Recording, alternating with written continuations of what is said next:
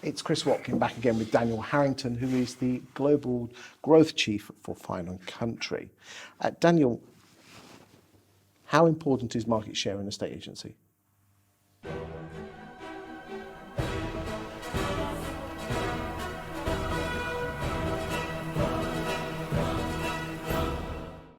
Irrelevant. I'm being spicy on purpose. Go on. I'd say you speak to agents and the first thing they'll say is what their market share is.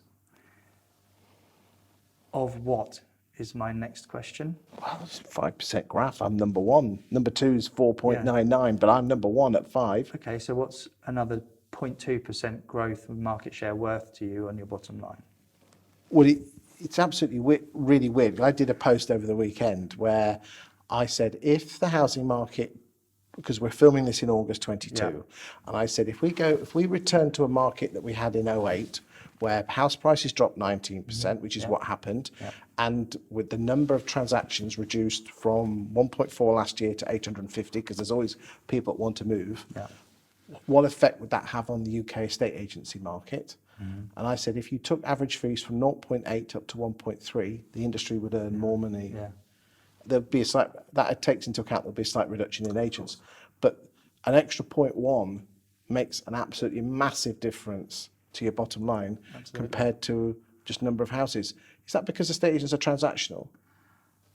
Quite possibly, but I think there seems to be a lethargy is the wrong word. This is the way it's always done. Okay. And I just feel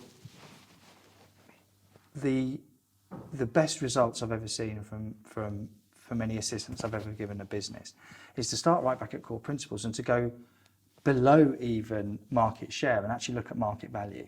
What is the value of the market that you operate in worth, and what's it worth for every 1% market share, and also for every 0.2% in fee?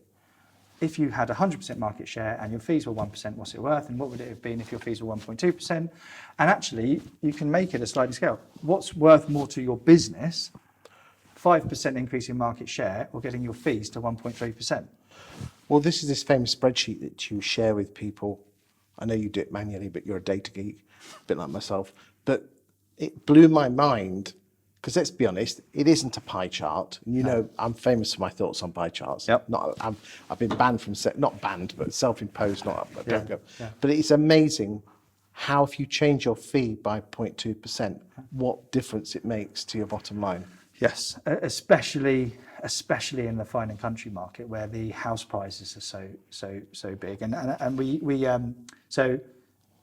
so you value your market, but you also need to cascade your business. So the big corporates will cascade their business back. If they need to make £500,000 out of their office and their average fee is £5,000, then they need to do 100 completions. They need to STC 120. They need to sale agree 240, which means they need to list 500, and they need to do 1,000 market appraisals. At Fine & Country, we actually have we've built a reverse cascade calculator that factors those things. You know, how many leads are you generating, conversion rate, fall through rate, so on and so forth, average fee, and you can actually tweak the numbers to see what's going to give you the biggest ROI. But even that, without knowing transactional volume, is obviously key. But average house price above what threshold? And from when we're looking at joining a new business, and once a business is in, every review, every strategic review and every annual review, we start on the absolute solid foundations of what is your market worth? And in the last 12 months, your market is worth X. How much of it are you getting? Are you growing? And then where do you want to get to, and how much you need to spend to get there? Because you earn the money from the money, not from the pie chart. 100%, absolutely. It should only be a direction, an assessment, so you can make a proper business decision and a strategy to get to that level of Why revenue. do you think estate agents, though, are really love the fact that when they become number one, they have to brag about it? I haven't thought about that, to be honest. But again, what does number one mean? Just that I've listed the most, I've sold the most? They're probably the type of person that's attracted to a estate agency want the affirmation and the love of people, and it's basically saying more people love me more than anyone else. But You do know, you go in we're- business? we're- Do you go in business to prove that you've got more people love you than anyone else? I didn't, but Fine and Country, we're not number one. We're in the premium market, we're third. We are aspiring to get to number one, and we're on course to do that in the next few years. If we continue at the rate that we're currently growing, we will be number one. So There's actually a school to thought that you go for number two, because then because when you get to number one, there's only one place to go, isn't there? well, absolutely. I think, yeah. Again, you say, yeah, well, you're challenging. Why do we want to be number one? Yeah, why do you want to be We number want one? to be number one because we want to be number one, obviously. But then that's just as bad as your You're pie dead right. charts. So that Oh, Fine you're, and Country. you're about to fold your arms there, body language. Oh, Watkin. But so I don't disagree. Surely our job as estate agents is to serve our clients, to get them moved on and earn a decent money from it. Yeah. You know, we are in a privileged position to help people move from one chapter of their life to another. And if you can do that so they can get the extra house, the extra bedroom, or the extra 4 acres, or the tennis court, or give their grandkids an extra 10 grand each and earn well out of it, we're so lucky. But all we seem to worry about is how popular we are. I think It's like you put 10 houses on the market and lose the 11th and it's the end of the world. yeah, and especially at the high end, if your average fee is £42,000, every withdrawal is a pain, and every completion is a joy. But I think one of the things that I often start training sessions that I lead on is why do we go to work? And I try and cut out I go to work because I'm passionate about helping people fulfil their property dreams. I think that's oversold. We go to work and we live generally for our family and our friends and to provide support for them. But of course you have to do what you enjoy, and I think helping people always feels good.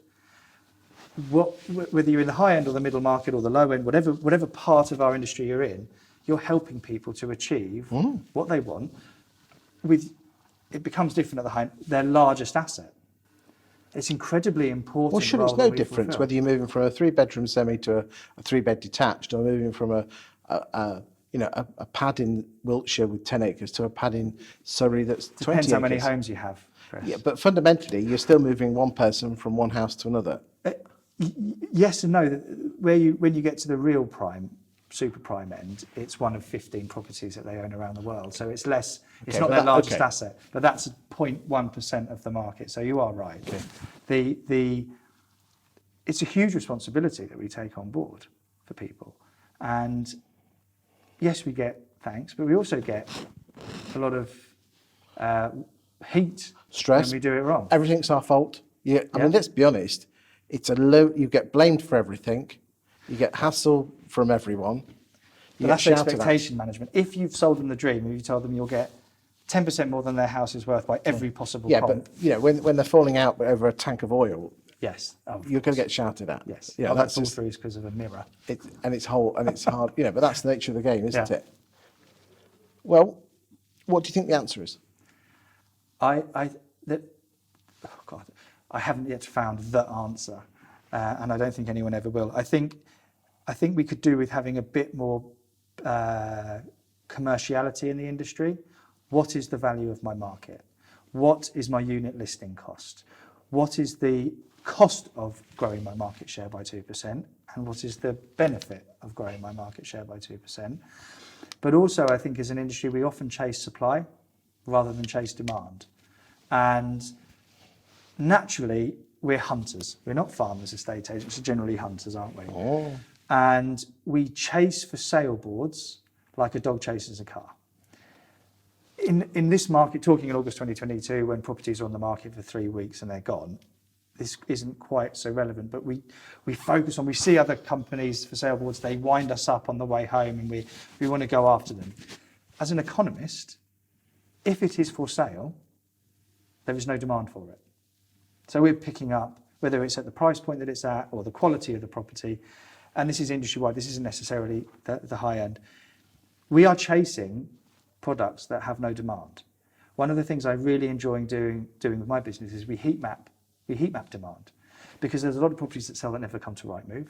There's a lot of properties that sell, particularly at the high end, that never have a board and you wouldn't know about.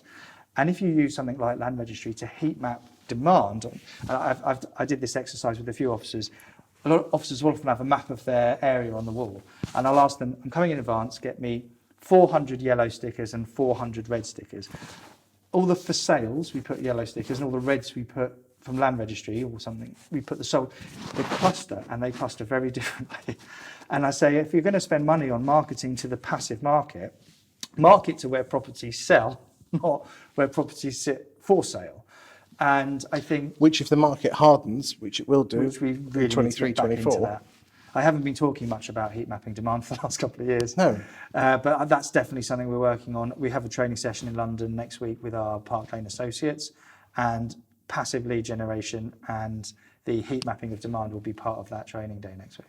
Interesting. Thank you for your time today. Thank you.